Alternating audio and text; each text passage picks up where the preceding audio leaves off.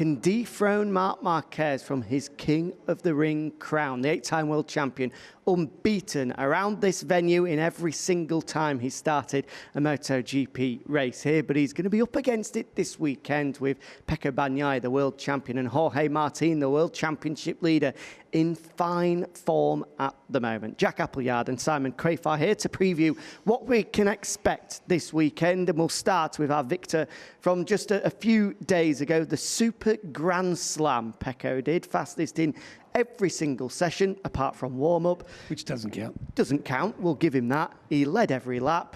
He set the lap record in qualifying, then again in the race. Sprint victory, Grand Prix victory, the perfect weekend.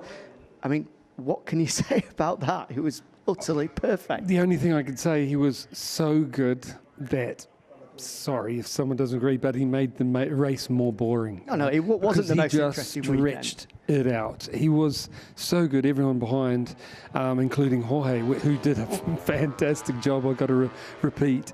Jorge keeping him in sight was a feat and a half because Pecco was so on form. And yeah, just to repeat, it's why the field was stretched out.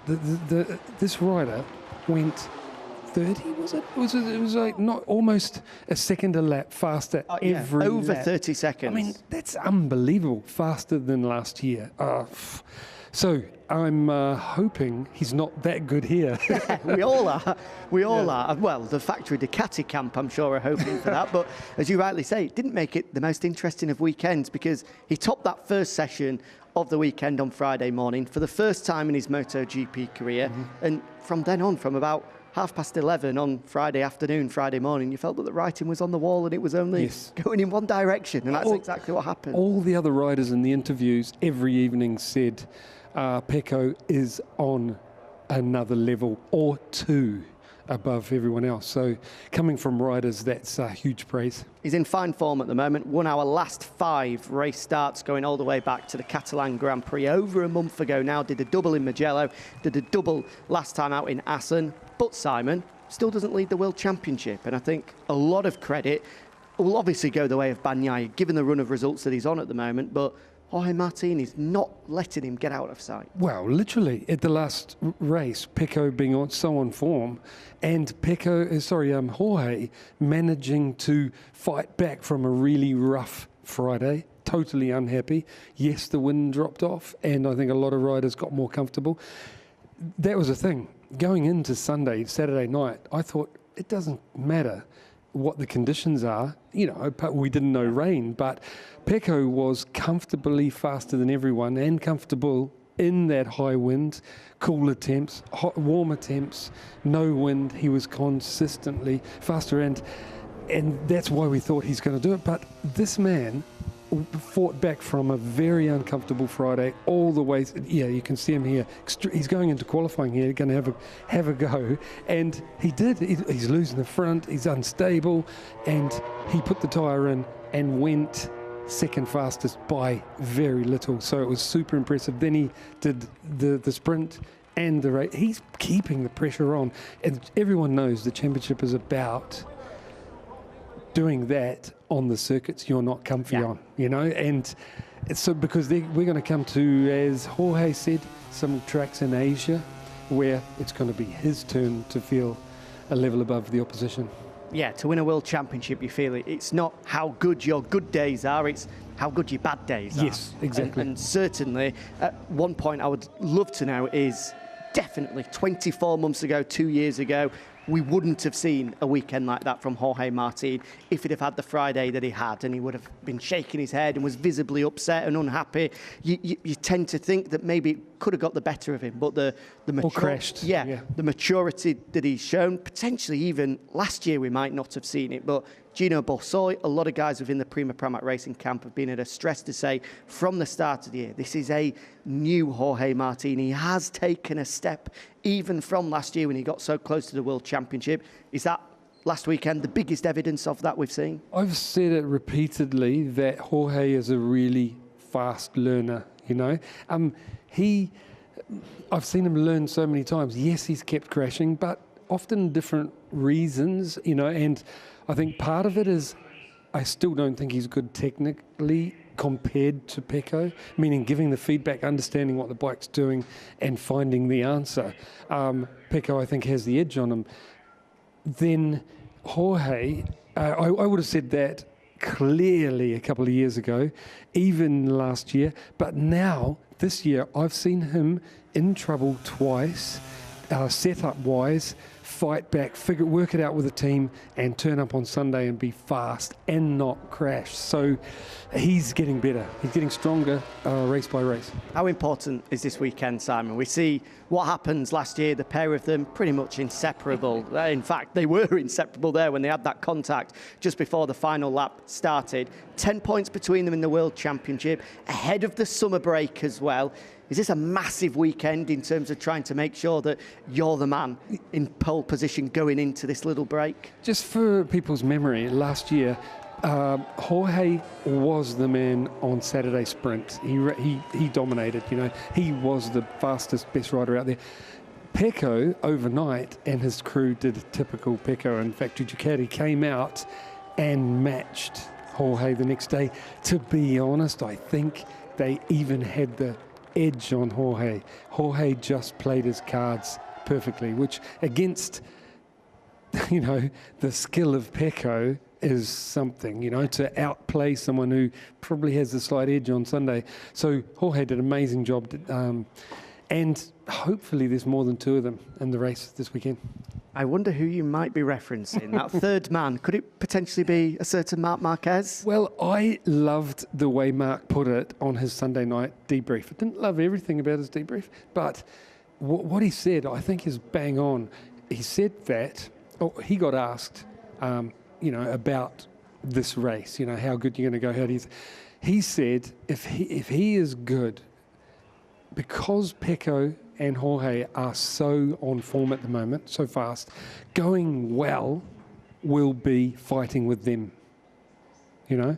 In other words, going not so well will be behind them. And I'll be honest, I have to agree, because, he hasn't been on the same level.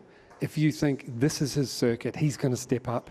But I think it's step up to their level, because they are on fire at the moment and have a slight edge machinery-wise. So I agree with Mark. Ahead of the season starting, we boxed off as Austin and the Sachsenring. It's almost been foregone conclusions. We're going to rock up. Marc Marquez is on a Ducati. Of course he's going to win. Now on the eve of the Grand Prix starting, is Marc the favourite to win this weekend? No, because of what I said, and I believe if Mark continues what he normally does, I've seen him repeatedly play it down all weekend, not show all his cards, and then come out on Sunday and go, boff, show something extra. Yeah. So let's see if he does that again, because I understand why. Why show everybody how fast it is possible to go around and give the opposition a carrot to figure out how to do it? You're better off to hold it a little bit back and then show your cards on race day. There was an interesting tweet earlier today from Marc Marquez's crew chief, Frankie Carcetti, saying that he believes the gap between the GP24 and the 23 will be a little bit smaller this weekend. Yes. He feels that there is definitely expectation and pressure there. It's about going out and doing the job now. Well, I think Frankie is bang on. Obviously, he's super experienced, won World Championship, working with Mark, knows what he's talking about. But the thing is, this circuit, as I've already mentioned before Pecco's podcast, is you spend so much of the lap on constant throttle just adjusting where the bike is. So it's all about the turning of the machine, your skill to do that, setup of the bike, and edge grip, how you use the edge grip of the tyres, because you're on the edge grip of the tyre most of the lap. And it's so little about engine power, which and acceleration, which is the edge that the GP24 has, but they can't use it here. So, yeah, they're going to be more even machinery-wise. It's more down to rider. I know there'll be a lot of people at home saying, you're constantly talking about these three guys, but they are the top three in the World Championship, and they have been the three standout performers this year. But for that reason, this weekend, to me, feels like a big one. Not only is the 10 points in the World Championship, and just mentally trying to get one up on your rival will mean a lot, but also for either Pecco or Jorge, for them to beat Marc on equal machinery, more or less, at his place as well, will feel like a big body blow to be able to give to him as well. If there's a lot on the line this weekend, I get the sense. Would you agree? Yeah, going into summer break, but I think, you know, I don't know where to start because there's so much in that question, meaning they'll all be thinking the same. They can't afford to crash, especially on Sunday, because it's one thing to crash out on Saturday where there's half points, but you can't afford to do it on Sunday. And that's the first thing, you know, if you're fighting for the championship. And the second thing is, yeah, if you can beat the other guy, it's another body blow to them. And they've got to sweat on that all summer before we go for the big fight at the end of the season, which is so many races, you know, bang, bang, bang. Worth pointing out as well, this is, of course, the last opportunity for Pedro Acosta to make Premier Class history and become the youngest ever race winner. I wouldn't say personally him as a rider has faded, but that the KTM, or the Gas in his case, certainly hasn't been on top form in recent weeks. They've not been able to be at the level of either the Aprilia or the Ducati. I think there's hope they can be a bit closer this weekend, but again, it feels like it's going to take something very, very special indeed for Pedro to break that record. Yeah, I have to agree that there's something missing. You know, they haven't gone slower. You know, they were faster also, but the GP24s have moved things along so far that everybody else is like trying to find that step, you know, to use that rear tyre like the Ducati does and find the pace and the turning. They're repeatedly talking about that, and turning is a big thing here. I've just said about that. So turning and edge grip, I mean, Pedro has the skill, and I'm sure we're going to see some from him this weekend. But when it comes to the win on Sunday, he's going to have to pull out something very special, maybe click to a mark, you know. And I have no idea whether he can do that or not. Honestly, I don't know. I hope he can. Yeah, fingers crossed. We'll have to wait and see. But as we say, last opportunity for Pedro to make history and take that record away from Marc Marquez. First press conference coming up will feature Marc Marquez, Pecco Bagnaia and Jorge Martin. So we'll move our attention away from that and just bring you up to speed with a couple of things that have happened since we last saw you. No Alex Rins this weekend. You might have seen he had a big crash on the opening lap at the first corner at the Dutch TT. As a result... Cold tyre, I believe, first turn. You can see there he's underwent surgery in Barcelona and he's resting up this weekend and will be replaced by a World Superbike star and former Moto2 World Champion and former MotoGP rider as well, Remy Gardner, stepping in to the spot in the Monster Energy Yamaha box. I'm so happy about this opportunity. Great to see him back. Of course, sorry, Alex, you know that you're not here. Get well soon. But what an opportunity, you know, for this young man. Got to remember, he ran away with the Moto2 race here. He said he was speaking to the media earlier and said that's the easiest race win I've ever had here. Yeah, so it gives me some confidence. I hope he clicks with the Yamaha. Look, I'll be straight up. This is how I see it about Remy coming in, is the bike is behind the 8-ball, you know, competitive-wise.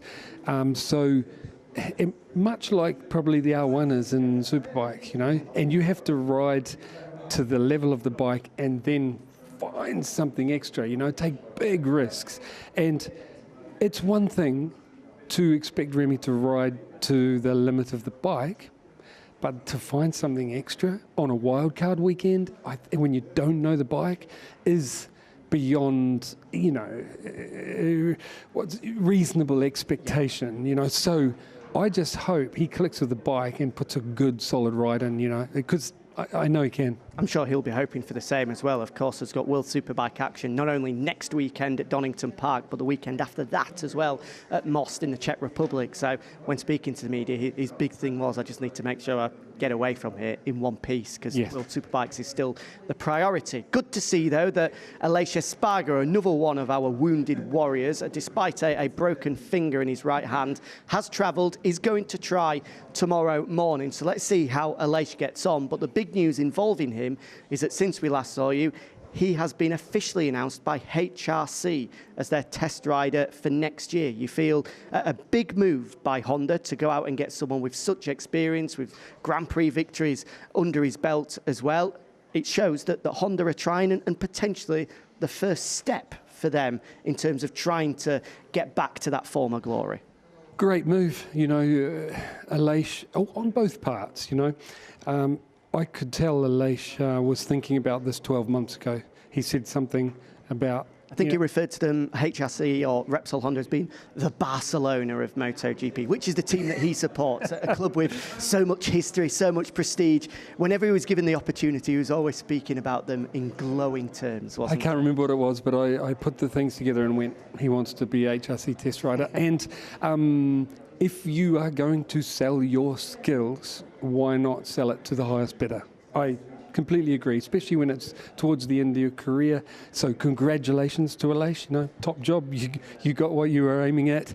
And also HRC, they need someone like that. I thought it might have been Jack, being a racer for them and helping them steer, but great idea. Take someone like Aleix, who has already proven that he's helped drag Aprilia out of an uncompetitive, world they were in to the second best bike on the grid, and not by far. So, yeah, impressive. Good on them. I hope he can steer Honda in the right direction because, looking from the outside, they don't have one at the moment. No, it's super sad. It's good to see for Honda as well, because I think that there has been some criticism coming their way, maybe fairly as well, because he came into the year with both them and Yamaha potentially on an even keel in terms of where their projects were at. And Yamaha have really meant business with the signing of engineers from Ducati, tying Fabio Quartararo down, getting hold of Pramac to have more bikes on the grid. They've brought a new engine as well. They're really making a concerted effort where Honda aren't going to be getting new parts for their bike until it seems middle of September, which is a long time to wait. So, especially for the riders. I mean, it's one thing for engineers, mechanics, but riders want results now, and they're banging the head against the wall, knowing that they can't go any faster or they're going to crash, and they're not uncompetitive. So that's a long time to wait for them. And Yamaha, of course, will be using that new engine that they rolled out for the very first time at Assen last weekend here. There was speak from Fabio Quartararo in particular that he felt that new engine, despite being a step, we weren't able to see the full benefits of it here. Though... I understand from what I've been digging around is that upgrade in engine is not the one they were super happy with at Valencia. So apparently that means there's multiple engines in the...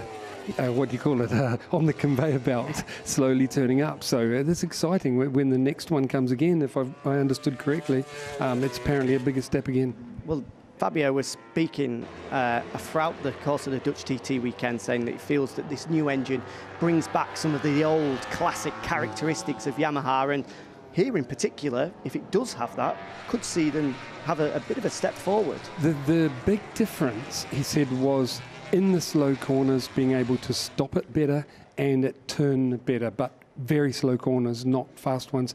There's plenty of those here. Not a lot of braking, but plenty of tight corners.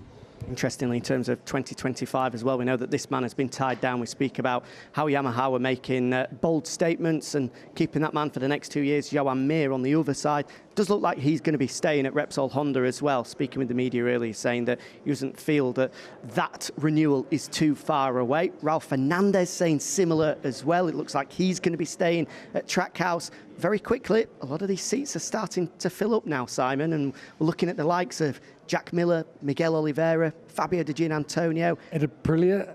Maybe to Yamaha. Yamaha, yes. But it does look as though this is a big weekend for those guys to really stake a claim to try and stay on the grid next year. Especially right now when they're thinking of all those riders. If you have a good result here, it's good. The next 3 weeks, the deals could be done, and you could cement, your position. Yeah, the Yamaha one really makes sense that they want an experienced rider because they need, again, steering in the right direction, feedback to get that bike on the level that it will entice the best riders to come ride it. Yeah, the seats to keep your eye on at home. If you're trying to play musical chairs like the rest of us, looks as though maybe one spot left next to Johan Zarco at LCR. Of course, those two new Pramac Yamaha seats they've opened up. One next to Ralph Fernandez at Trackhouse Racing, and then who will be Alex Marquez's teammate Gresini. It looks as though those are the five everyone's fighting. The LCR one is a Japanese sponsor and always a Japanese rider. So be surprised if that changed. I mean, they have one coming through, Ogura, they have. But at the moment, it would be a career killer for to go. So it kind of makes sense. Tucker's doing a great job, development, feedback, giving them answers and being determined about it. So, I mean, most likely carry on again another year and get the bike good enough to bring Ogura in. We imagine that'll all get tidied up before we're next with you at the British Grand Prix at the first weekend of August. We're looking forward to that one. Of course, it will be a special one as well, with all 11 MotoGP teams styling vintage liveries for the race on Sunday. But that's to come in a few weeks' time. Our focus this weekend is here at the German Grand Prix and the Sachsenring to see if anybody can dethrone Marc Marquez as the king of the ring, and who will go into the summer break as the World Championship leader with only 10 points splitting Jorge Martin and Pecco Bagnaia. Let's get the thoughts of our key three protagonists ahead of this one then. They're joined, as ever, by Matt Burt.